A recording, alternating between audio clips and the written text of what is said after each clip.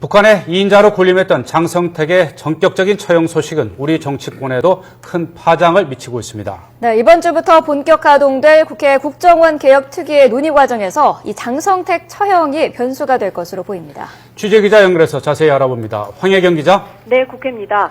네, 여야가 국정원 개혁 방안에 대한 논의 내일부터 시작을 한다는데요. 이 장성택 처형 소식 영향이 있지 않겠습니까? 네, 그렇습니다. 지난주 국정원 자체 개혁안을 보고받은 국회가 내일부터 본격적인 개혁안 마련에 들어가는데요. 내일과 모레 이틀 동안 공청회를 열어 전문가의 의견을 들은 뒤 여야가 제시한 국정원 관련법 개정안을 놓고 심의에 들어갈 예정입니다. 그런데 국내 파트 폐지 등을 놓고 여야 의견 차이가 큰 상황에서 장성택 숙청과 처형이라는 변수까지 생기면서 결론을 예측하기가 더 어려워졌습니다. 먼저 새누리당은 장성택 처형으로 국가 안보가 불안해진 만큼 국정원의 해외 대북 정보 역량 강화를 중심으로 개혁이 이루어져야 한다는 입장입니다.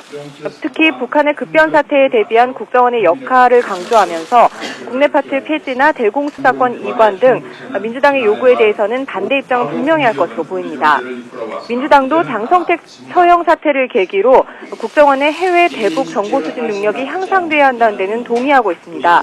하지만 장성택 처형을 계기로 국정원이 국내 정보 수집에 과도하게 집중하느라 상대적으로 대북 해외 파트가 약해졌다는 논리를 내세워 국내 파트 개혁도 강하게 밀어붙이겠다는 입장입니다.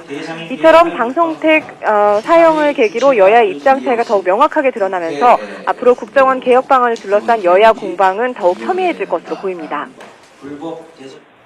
이제 올해도 보름 정도밖에 남지 않았는데 예산안과 법안 심사 진행 상황은 어떻습니까? 네, 국회 각 상임위원회는 매일 회의를 소집해 예산안 심사와 법안 심사에 박차를 가하고 있습니다.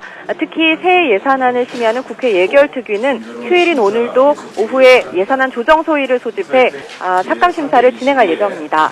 예산안 조정소위는 이번 주 중반에는 삭감 심사를 마무리하고 이후에는 증액 심사를 시작한다는 방침입니다.